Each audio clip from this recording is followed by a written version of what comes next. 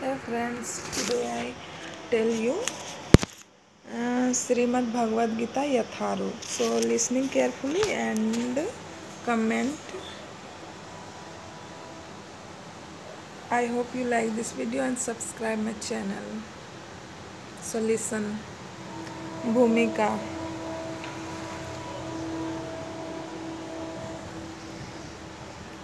भूमिका ओम ज्ञानं तिमिरान्धस्य ज्ञानान् शलाकया चक्षुरुन्मीलितं येन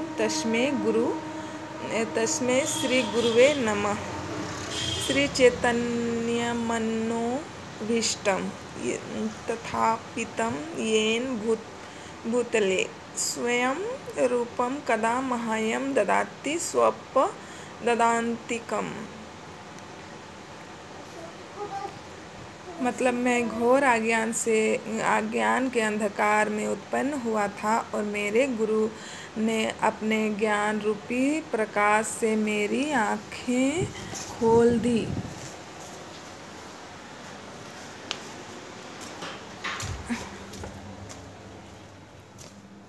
मैं उन्हें सादर नमस्कार करता हूँ। श्री रूप गोस्वामी प्रभुपाद कब मुझे अपने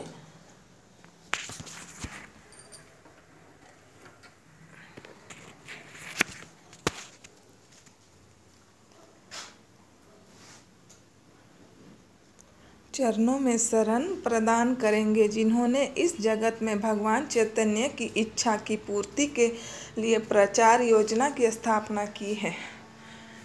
वंदेऽहं श्री गुरुओ श्रीयुत पद कमलम श्री गुरून् वैष्णवांश्च श्री रूपम साम्राज्ञातं सहगण रघुनाथान्वितं तम सजीवं सौदान्तं सावधूतं परिजन सहितं कृष्ण चैतन्य देवं श्री राधा कृष्ण पादान सह गलन ललिता श्री विशाखान्विताश्च।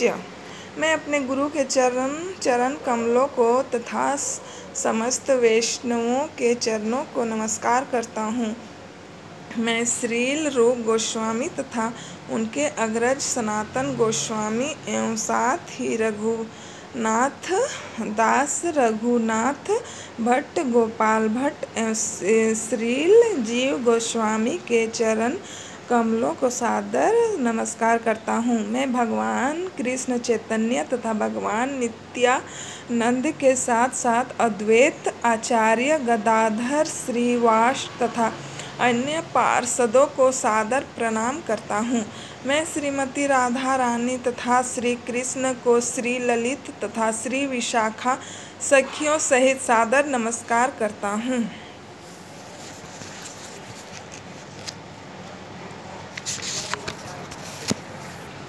हे कृष्ण करुणा सिंधो दीनबंधो जगतपते गोपेश गोपिका कांत राधाकांत नमोस्तु ते। हे कृष्ण आप दुखियों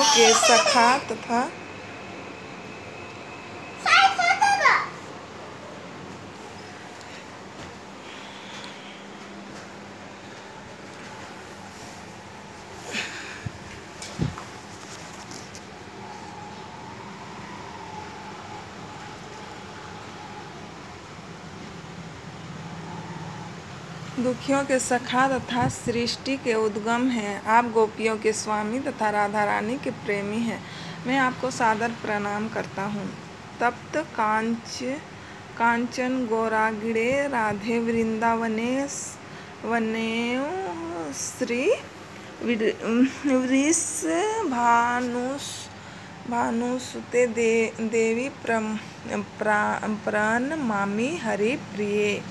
मैं उन राधा रानी को प्रणाम करता हूँ जिनकी शारीरिक कांति पिघले सोने के सदस्य हैं, जो वृंदावन की महारानी हैं। आप राधा वृष भानु की पुत्री हैं और भगवान कृष्ण को अत्यंत प्रिय हैं। वाञ्छाकल्पतरुभ्यश्च कृपासिन्धुभ्य एव च पतितानां पावनेभ्यो वैष्णवेभ्यो नमो नमः।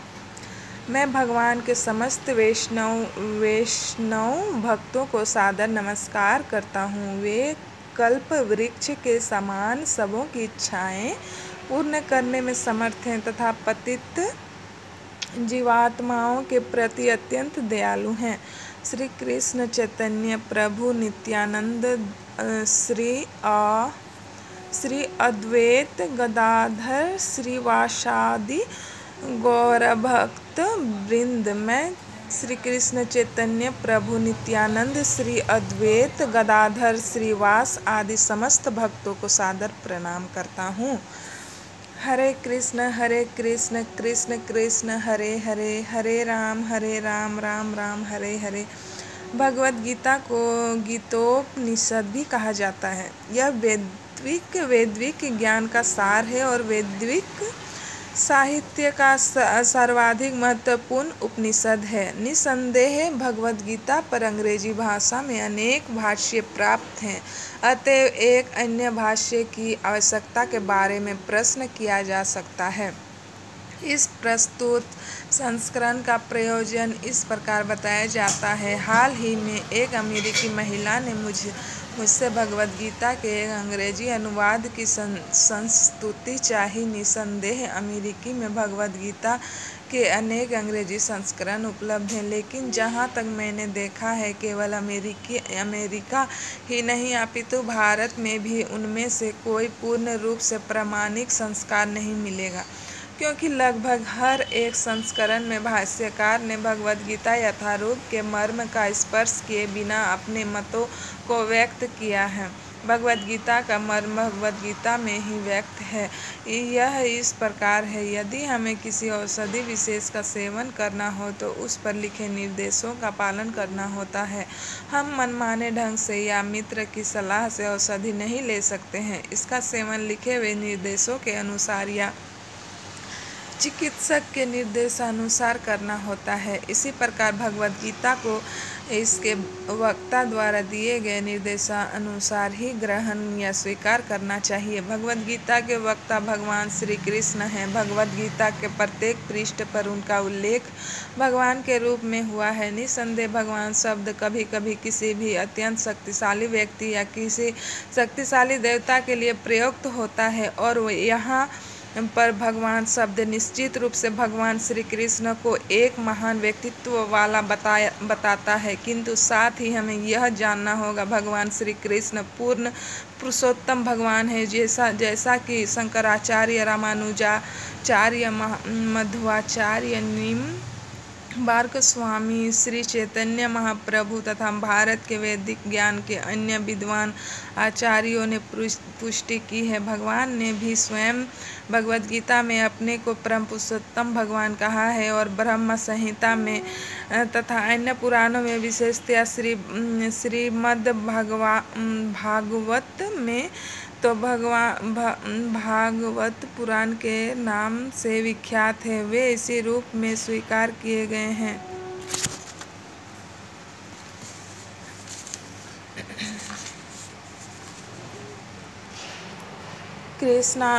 कृष्णस्तु भगवान स्वयं, अतएव भगवद गीता हमें भगवान ने जैसे बताई है वैसे ही स्वीकार करनी चाहिए। भगवद गीता के 4th अध्याय में भगवान कहते हैं, इमं विवस्ते योगम प्रोतवाहं व्यं विवस्वान्मन्वे प्राह मनुरिक्ष्वाक्वे अब्रवीत् एवं परम्परा प्राप्तिमीं राजर्षयो विदुः सह काले नेह महता योगो नष्ट परं तप सह एवायं मया तेद योगः प्रोक्तः पुरातनं भक्तोषि मे सखा चेति रहस्य होदुत्तमम्। यहाँ पर भगवान अर्जुन को सूचित करते हैं कि भगवद गीता की यह योग पद्धति सर्वप्रथम सूर्यदेव को बताई गई। सूर्यदेव ने उसे मनु को बताया और मनु ने इसे इक्ष्वाकु को बताया। इस प्रकार गुरु परंपरा द्वारा यह योग पद्धति एक वक्ता से दूसरे वक्ता तक पहुँचती रही, लेकिन कालांतर में यह छिन्न भिन्न हो गई। फलस्वरूप भगवान को इसे फिर से बताना पड़ रहा है। इस बार अर्जुन को कुरुक्षेत्र के युद्ध स्थल में वे अर्जुन से कहते हैं मैं तुम्हें यह परम रहस्य इसलिए प्रदान कर रहा हूँ क्योंकि तुम मेरे भक्त तथा मित्र हो। इसका तात्पर्य यह है कि भगवद गीता ऐसा ग्रंथ है जो विशेष रूप से भगवत भक्त के लिए भगवत भक्त के निमित्त है। अध्यात्मवादियों की 3 श्रेणियां हैं, ज्ञानी, योगी तथा भक्त, या कि निर्विशेषवादी, ध्यानी और भक्त। यहाँ पर भगवान अर्जुन से स्पष्ट कहते हैं कि वे इसे इस नवीन परंपरा का प्रथम पात्र बना रहे हैं क्योंकि प्राचीन परंपरा खंडित हो गई थी। अतएव यह भगवान की इच्छा थी कि सूर्यदेव से चली आ रही विचारधारा की दिशा में ही अन्य परंपरा स्थापित की जाए और उनकी यह इच्छा थी कि उनकी शिक्षा का वितरण अर्जुन द्वारा नए सिरे से हो। वे चाहते थे कि अर्जुन भगवद गीता ज्ञान का प्रामाणिक विद्वान बने। अतः हम देखते हैं कि भगवद गीता का उपदेश अर्जुन को विशेष रूप से दिया गया क्योंकि अर्जुन भगवान का भक्त, प्रत्यक्ष शिष्य तथा घनिष्ठ मित्र था। अतः जिस व्यक्ति में अर्जुन जैसे गुण पाए जाते हैं वह भगवद गीता को सबसे अच्छी तरह से समझ सकता है। कहने का तात्पर्य है कि भक्त को भगवान से प्रत्यक्ष रूप से संबंधित होना चाहिए। जो ही कोई भगवान का भक्त बन जाता है तो ही उसका सीधा संबंध भगवान से हो जाता है। यह एक अत्यंत विषाद विषय है, लेकिन संक्षेप में यह बताया जा सकता है कि भक्त तथा भगवान के मध्य 5 प्रकार का संबंध हो सकता है। कोई निष्क्रिय अवस्था में भक्त हो सकता है, कोई सक्रिय अवस्था में भक्त हो सकता है, कोई सखा रूप में भक्त हो सकता है, कोई माता या पिता रूप में भक्त हो सकता है, कोई दंपति प्रेमी के रूप में भक्त हो सकता है। अर्जुन का कृष्ण के संबंध सखा रूप में था। निसंदेह इस मित्रता तथा भौतिक जगत में पाई जाने वाली मित्रता में आकाश पाताल का अंतर है। यह दिव्य मित्रता है जो हर किसी को प्राप्त नहीं हो सकती। निसंदेह प्रत्येक व्यक्ति का भगवान से सीधा संबंध होता है और यह संबंध भक्ति की पूर्णता से ही जागृत होती है, किंतु जीवन की वर्तमान अवस्था में हमने न केवल भगवान को भुला दिया, अपितु हम भगवान के साथ अपने साक्षात संबंध को भी भूल चुके हैं। लाखों करोड़ों जीवों में से प्रत्येक जीव का भगवान के साथ नित्य विशिष्ट संबंध है। यह स्वरूप कहलाता है। भक्ति योग की प्रक्रिया द्वारा स्वरूप जागृत किया जा सकता है। तब यह अवस्था स्वरूप सिद्धि कहलाती है। यह स्वरूप की अर्थात स्वाभाविक या मूलभूत स्थिति की पूर्णता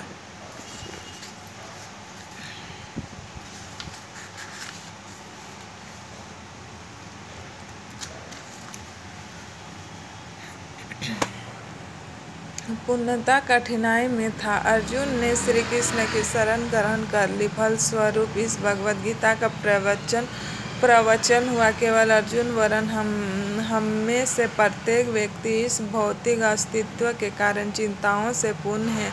हमारा अस्तित्व ही अनिस्तित्व के परिवेश में है। वस्तुतः हमें अस्तित्व से भयभीत नहीं होना चाहिए। हमारा अस्तित्व सनातन है, लेकिन हम किसी न किसी कारण से असत में डाल दिए गए हैं। असत का अर्थ उसमें है जिसका अस्तित्व नहीं है। कष्ट भोगने वाले अनेक मनुष्य में केवल कुछ ही ऐसे हैं जो वास्तव में यह जानने के जिज्ञासु हैं कि वे क्या हैं, वे इस विषम स्थिति में क्यों डाल दिए गए हैं, आदि आदि। जब तक मनुष्य को अपने कष्टों के विषय में जिज्ञासा नहीं होगी, तब तक उसे यह अनुभूति नहीं होती कि वह कष्ट नहीं अपितु सारे कष्टों का हल ढूंढना चाहता है, तब तक उसे सिद्ध मानव नहीं समझना चाहिए। मानवता तभी शुरू होती है जब मन में इस प्रकार की जिज्ञासा उदित होता है। ब्रह्म सूत्र में इस जिज्ञासा को ब्रह्म जिज्ञासा कहा जाता है।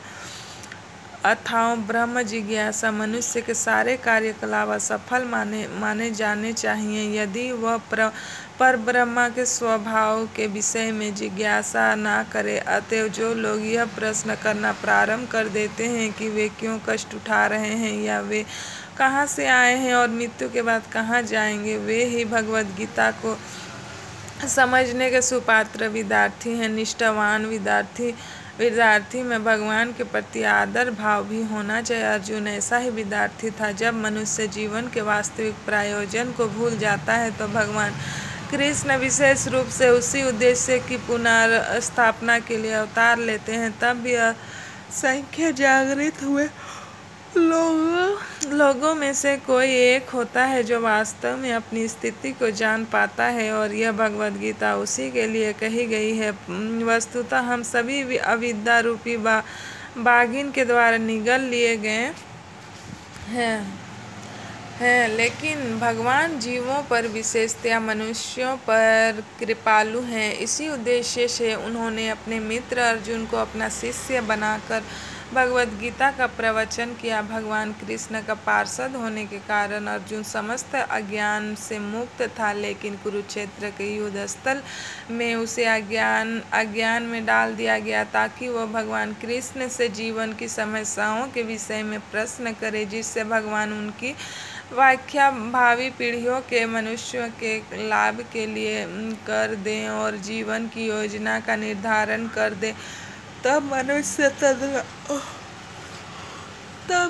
तदनुसार कार्य कर पाएगा और मानव जीवन के उद्देश्य को पूर्ण कर सकेगा।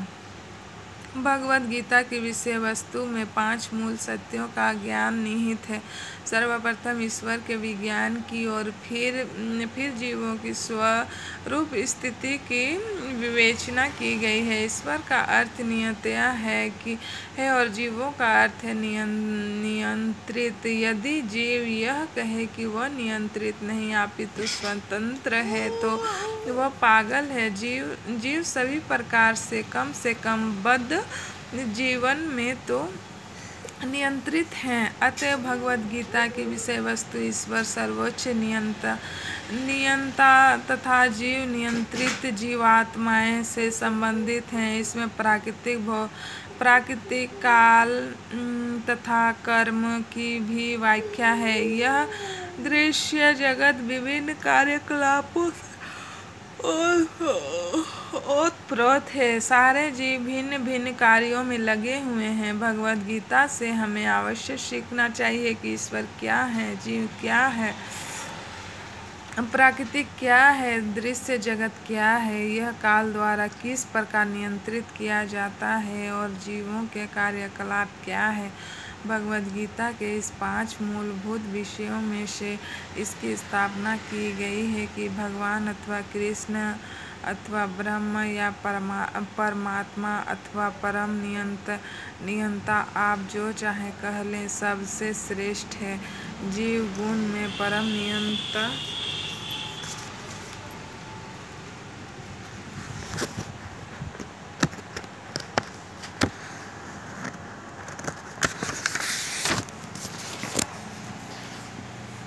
के ही समान है। उदाहरणार्थ जैसा कि भगवद गीता के विभिन्न अध्यायों में बताया जाएगा, भगवान भौतिक प्राकृतिक समस्त कार्यों के ऊपर नियंत्रण रखते हैं। भौतिक प्राकृतिक स्वतंत्र नहीं है, वह परमेश्वर के निर्देशन में कार्य करती है। जैसा कि भगवान श्री कृष्ण कहते हैं, मायाध्यक्षणे प्रकृति सूर्यते सचराचरम। भौतिक प्राकृतिक मेरे निर्देशन में कार्य करती है। जब हम दृश्य जगत में आश्चर्यजनक घटनाएं घटते हैं तो हमें यह जानना चाहिए कि इस दृश्य जगत के पीछे एक नियंता है। बिना नियंत्रण के किसी का प्रकट होना संभव नहीं। नियंता को ना मानना बचपना है। उदाहरणार्थ, एक बालक सोच सकता है कि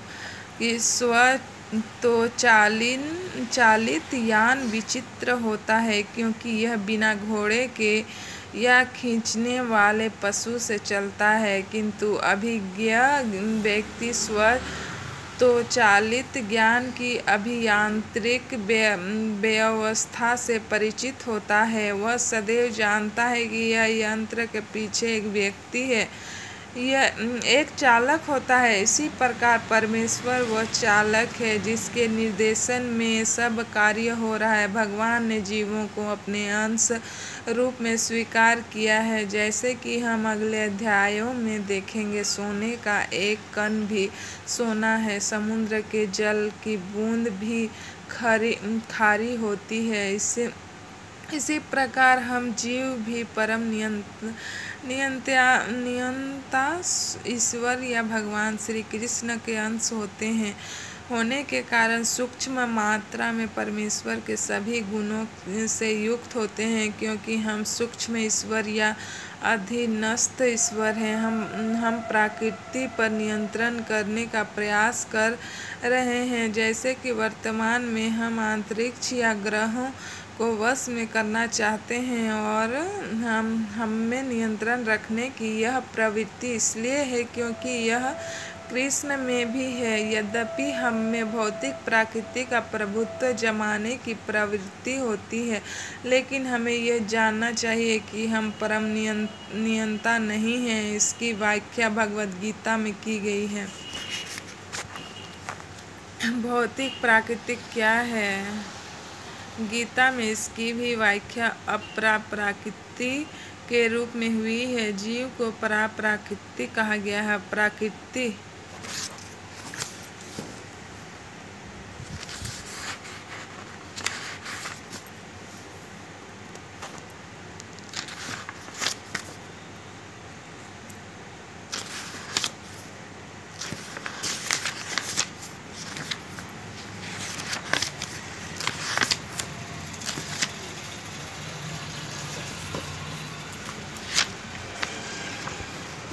प्रकृति चाहे परा हो या अपरा, सदैव नियंत्रण में रहती है। प्रकृति स्त्री स्वरूपा है और वह भगवान द्वारा उसी प्रकार नियंत्रण होती है जिस प्रकार पत्नी अपने पति द्वारा। प्रकृति सदैव अधीन रहती है, उस पर भगवान का प्रभुत्व रहता है क्योंकि भगवान ही नियंत्रक है। जीव तथा भौतिक प्रकृति दोनों ही परमेश्वर द्वारा अधिशासित एवं नियंत्रित होते हैं। गीता के अनुसार यद्यपि सारे जीव परमेश्वर के अंश हैं, लेकिन वे प्रकृति ही माने जाते हैं। इसका स्पष्ट उल्लेख भगवद गीता के 7वें अध्याय में हुआ है। अप्रेमित सत्वन्या प्रकृति विधि में पराम जीवभूतां महाबयो ये दम धार्यते जगत। यह भौतिक प्रकृति मेरी अपरा प्रकृति है, लेकिन इससे भी परे दूसरी प्रकृति है, जीवभूताम अर्थात जीव है। भौतिक प्रकृति 3 गुणों से निर्मित है।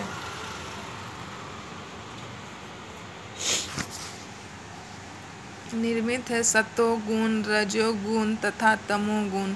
इन गुणों के ऊपर नित्य काल है और इन प्रकृति के गुणों तथा नित्य काल के नियंत्रण व संयोग से अनेक कार्यकलाप होते हैं जो कर्म कहलाते हैं। यह कार्यकलाप अनादि काल से चले आ रहे हैं और हम सभी अपने कार्यकलाप के फलस्वरूप सुख या दुख भोग रहे हैं। उदाहरणार्थ, मान लें कि मैं व्यापारी हूँ और मैंने बुद्धि के बल पर कठोर श्रम किया है और बहुत संपत्ति संचित कर ली है, तब मैं संपत्ति के सुख का भोगता हूँ। किंतु यदि मान लें कि व्यापार में हानि से मेरा सब धन जाता रहा और मैं दुख का भोगता हो जाता हूँ। इसी प्रकार जीवन के प्रत्येक क्षेत्र में हम अपने कर्म के फल का सुख भोगते हैं। यह उसका कष्ट उठाते हैं, यह कर्म कहलाता है। ईश्वर, जीव, प्रकृति, काल तथा कर्म, इन सब की व्याख्या भगवद गीता में हुई है। इन पांचों में से ईश्वर, जीव, प्रकृति तथा काल शाश्वत है। प्रकृति की अभिव्यक्ति अस्थायी हो सकती है, परंतु यह मिथ्या नहीं है। कोई दार्शनिक कहते हैं कि प्रकृति की अभिव्यक्ति मिथ्या है, लेकिन भगवद गीता या वैष्णव के दर्शन के अनुसार ऐसा नहीं है। जगत की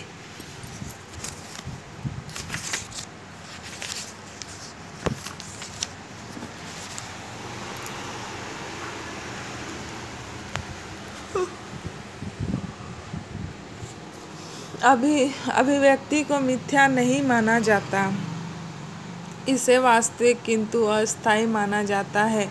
यह उस बादल के सहस है जो आकाश में घूमता रहता है, या वर्षा ऋतु के आगमन के समान है जो अन्न का पोषण करता है। ज्यों ही वर्षा ऋतु समाप्त होती और बादल चले जाते हैं, त्यों ही वर्षा द्वारा पोषित सारी फसल सूख जाती है। इसी प्रकार यह भौतिक अभिव्यक्ति एक निश्चित अंतराल में होती है, कुछ काल तक ठहरती है और फिर लुप्त हो जाती है। प्रकृति इस रूप में कार्यशील है, लेकिन यह चक्र निरंतर चलता रहता है, इसलिए प्रकृति शाश्वत है, मिथ्या नहीं है। भगवान इसे मेरी प्रकृति कहते हैं।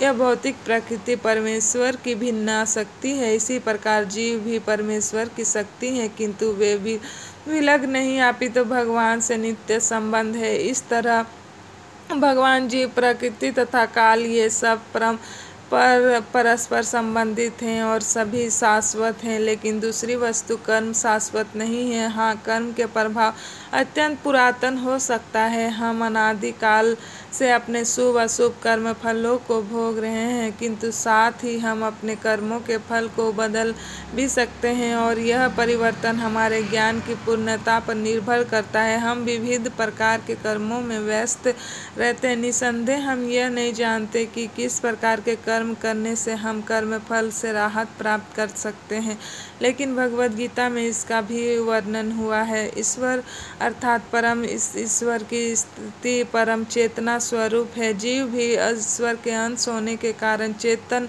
हैं। जीव तथा भौतिक प्रकृति दोनों को प्रकृति बताया गया है, अर्थात वे परमेश्वर की शक्ति हैं, किंतु इन दोनों में से केवल जीव चेतन है, दूसरी प्रकृति चेतन नहीं है। यही अंतर है, इसलिए जीव प्रकृति पराई या उत्कृष्ट कहलाती है, क्योंकि जीव भगवान जैसी चेतना से मुक्त है, लेकिन भगवान की चेतना परम है। और किसी को यह नहीं कहना चाहिए कि जीव भी परम चेतन है। जीव कभी भी यहाँ तक नहीं, अपनी सिद्ध अवस्था में भी परम चेतन नहीं हो सकता, और यह सिद्धांत भ्रामक है कि जीव परम चेतन हो सकता है। वह चेतन तो हो सकता है, लेकिन पूर्ण या परम चेतन नहीं। जीव तथा ईश्वर का अंतर भगवद गीता के 13वें अध्याय में बताया जाएगा। ईश्वर तैत्रज्ञ व चेतन है, जैसा कि जीव भी है, लेकिन जीव केवल अपने शरीर के प्रति सचेतना रहता है, जबकि भगवान समस्त शरीरों के प्रति सचेत रहते हैं। चूँकि वे प्रत्येक जीव के हृदय में वास करते हैं, अतएव वे जीव विशेष की मानसिक गतिशीलता से परिचित रहते हैं। हमें यह नहीं भूलना चाहिए। यह भी बताया गया है कि परमात्मा प्रत्येक जीव के हृदय में ईश्वर यानी नियंत्रता के रूप में वास कर रहे हैं, और जैसा जीव चाहता है वैसा करने के लिए जीव को निर्देशित करते रहते हैं। जीव भूल जाता है कि उसे क्या करना है। पहले तो वह किसी एक विधि से कर्म करने का संकल्प करता है, लेकिन फिर वह अपने ही कर्म की क्रियाओं और प्रतिक्रियाओं में उलझ जाता है।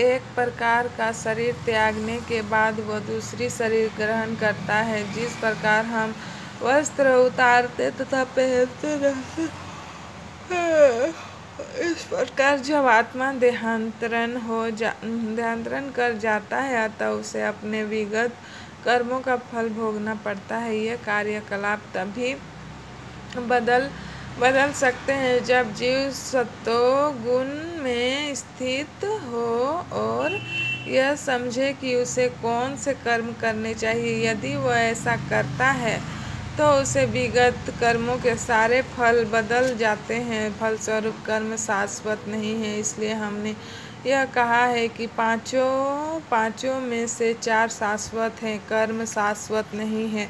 परम चेतन ईश्वर जीव से इस मामले में समान है। भगवान तथा जीव दोनों की चेतनाएं दिव्य है। यह चेतना पदार्थ के संयोग से उत्पन्न नहीं होती, ऐसा सोचना भ्रांति मूलक है। भगवद गीता इस सिद्धांत को स्वीकार नहीं करता कि चेतना भौतिक संयोग की किन्हीं परिस्थितियों में